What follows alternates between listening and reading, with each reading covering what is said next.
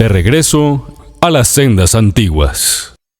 Shalom para todos, sean ustedes bienvenidos de nuevo a su canal de regreso a las sendas antiguas. Hoy vamos a abordar el tema de el Mesías judío, o el Mesías que es esperado por el pueblo elegido que es Israel. Y cuando tocamos el tema del Mesías, hay una literatura sumamente extensa acerca del Mesías, inclusive desde antes de la creación, durante la creación. Estos son escritos talmúdicos, más que todo. También hay escritos midrashicos, hay escritos en el Zohar, hay escritos en libros apócrifos, pseudoepigráficos, que tienen que ver con diferentes interpretaciones de esta figura del Mesías.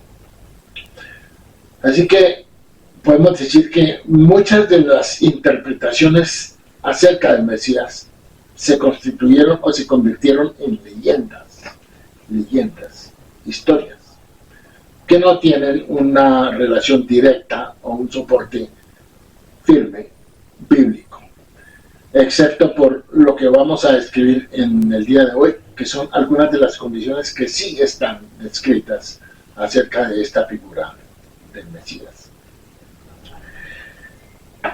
Así que la leyenda judía conoce de varios hombres de gran mérito que casi se convirtieron en el Mesías, o que por un tiempo demasiado breve cumplieron el papel de redentor.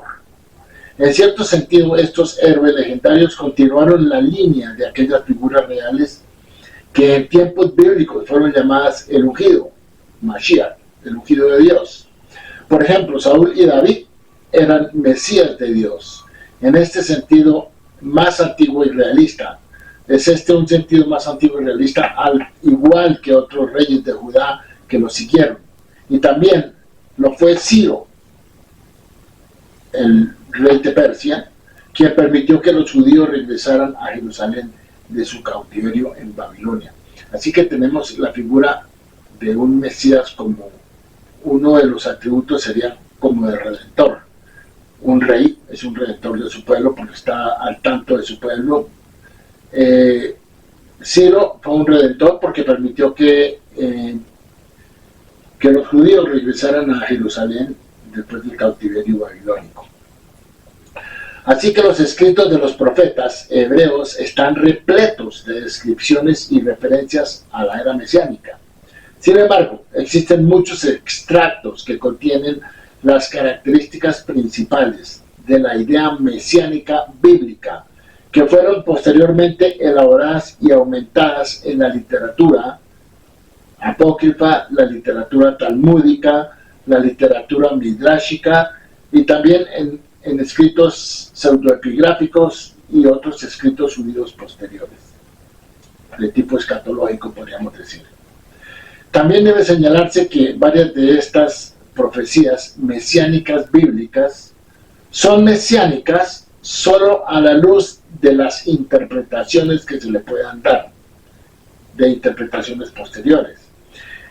En el momento de su composición, estos pasajes pueden haber tenido otro significado, como una aplicación inmediata.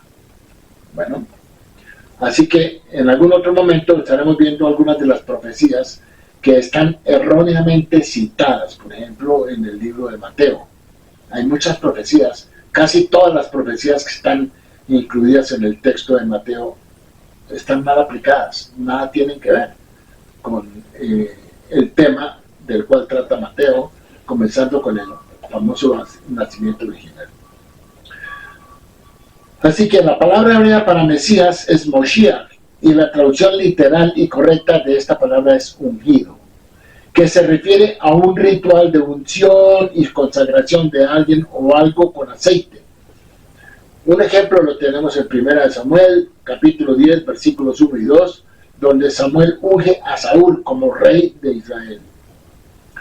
También se usa a lo largo de la Biblia en referencia a una amplia variedad de individuos. También tenemos que Samuel ungió a David también, cuando fue enviado a Belén. Al profeta Samuel fue enviado a Belén y cuando escogió a los hijos de Isaí, y inmediatamente ungió a David. Y eso una orden del Eterno, obviamente. También tenemos un ejemplo de Primera de Reyes, capítulo 1, versículo 39. También sabemos que los sacerdotes judíos en el libro de Levítico 4:3 fueron ungidos. Los profetas también en Isaías 61:1. Tenemos en Isaías 61:1 la unción de Salomón. Y también el templo judío y sus utensilios en el momento de la consagración del templo, en el libro de Éxodo capítulo 40, versículos 9 al 11, también fueron ungidos los utensilios del templo. Y obviamente, como ya mencionamos, había un rey que no era judío, sino era el rey persa Ciro, que también se considera como un Mesías. Así que vamos a hacer una breve explicación de las condiciones para que el Mesías judío pueda ser identificado como el Mesías. La tradición judía del Mesías tiene su fundamento en numerosas referencias bíblicas y entiende que el Mesías, primero que todo, debe ser un ser humano, 100% humano, sin ningún matiz de deidad o divinidad, que provocará ciertos cambios en el mundo y cumplirá ciertos criterios antes de que pueda ser reconocido como el Mesías. La primera condición es que el Mesías debe ser judío. Ese fundamento lo tenemos en Deuteronomio capítulo 17, versículo 15, donde se nos dice: podrás poner sobre ti un rey a quien el Eterno tu Dios escoja, uno de entre tus hermanos, pondrás por rey sobre ti. Luego, esa es la primera condición. La segunda condición es que debe ser un miembro de la tribu de Judá. Eso lo tenemos en Génesis 49:10, la profecía de Jacob, donde dice: la vara no será quitada de Judá, ni el cetro de entre sus pies. Así que para ser miembro de la tribu de Judá, la persona debe tener obviamente un padre biológico que sea miembro de la tribu de Judá. La tercera condición es que debe ser descendiente varón directo del rey David y del rey Salomón, su hijo.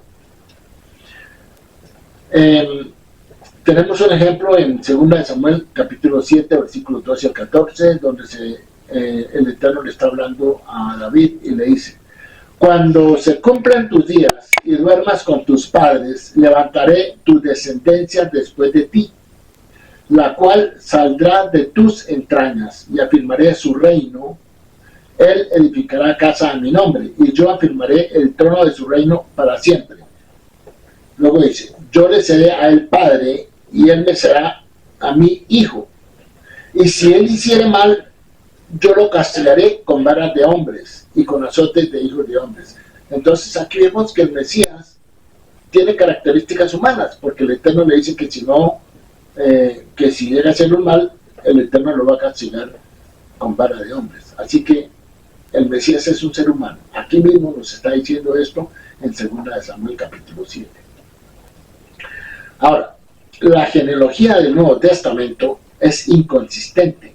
Si bien de dos relatos de la genealogía de José establece claramente que él no es el padre biológico de Jesús, y según Mateo capítulo 1 y 2, Jesús no es el padre biológico José no es el padre biológico de Jesús. Entonces aquí está descalificando a Jesús para ser un descendiente directo del rey David y puede ser un aspirante a Mesías. Ahí ya lo está descalificando. Bien, la cuarta condición es que debe reunir al pueblo judío del exilio y devolverlo a Israel. Dice en Isaías 11:12, dice: y levantará pendón a las naciones y reunirá a los desterrados de Israel y juntará a los dispersos de Judá de los 4 ángulos de la tierra. Esta es otra condición que el Mesías debe cumplir. Y vemos que realmente no todos los israelitas ni los judíos están viviendo todos en Israel. desde la época de Jesús, están en lo que se llama el destierro romano, entonces en la diáspora. La quinta condición es que debe reconstruir el templo de Jerusalén. En Ezequiel capítulo 37, versículos 26 y 27 se nos dice: y pondré mi santuario en medio de ellos para siempre, y mi tabernáculo estará con ellos. Por último, sabemos que no hay un templo en Jerusalén, y lo que es peor, poco después de la muerte de Jesús, el templo, en cambio de ser reconstruido, fue destruido. O sea, justo lo contrario de esta profecía. Otra condición es que gobernará en un momento de paz mundial. Según Miqueas 4:3 dice: y convertirán sus espadas en rejas de arado y sus lanzas en podaderas. No alzará espada nación contra nación, ni se adiestrarán más para la guerra. Entonces, sabemos que vivimos en un mundo completamente convulsionado por las guerras, los conflictos y la violencia. Así que esa condición tampoco se ha dado. Luego dice, gobernará en un momento en que el pueblo judío observará los mandamientos de Dios. Y luego dice: mi siervo David será rey sobre ellos, y todos tendrán un solo pastor, seguirán mis ordenanzas y se esforzarán por observar mis estatutos. O sea que los mandamientos están vigentes, y van a estar vigentes en la era mesiánica. Esto lo encontramos en Ezequiel capítulo 37, versículo 24. Ahora, sabemos que la Torá es la guía judía para la vida, y sus mandamientos son los que a los que se hacen referencia en estos versículos de Ezequiel. ¿Todos los judíos observan todos los mandamientos? Obviamente que no. Hoy en día no es el caso. El cristianismo, de hecho, a menudo desalienta la observancia de los mandamientos de la Torá, en completa oposición a esta profecía. Entonces, no están dadas esas condiciones. También este Mesías gobernará en un momento en que todas las personas llegarán a reconocer y servir a un solo Dios. Y acontecerá que de luna nueva en luna nueva y de sábado en sábado vendrá toda carne a adorar delante de mí, dice el Eterno. Eso lo encontramos en Isaías 66, 23.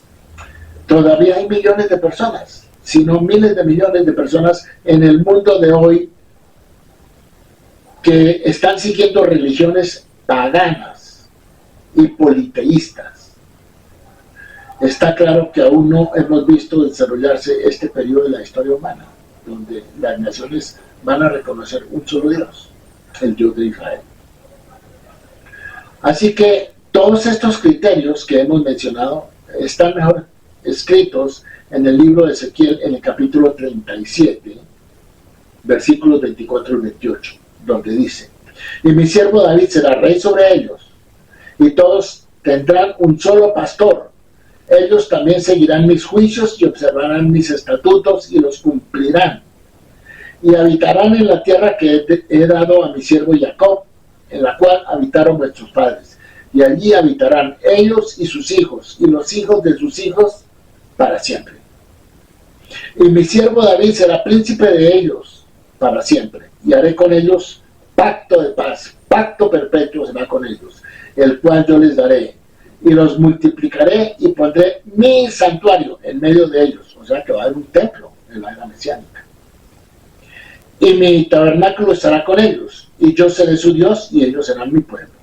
Entonces sabrán las naciones que yo soy el Eterno, que santifica a Israel, cuando mi santuario esté en medio de ellos para siempre.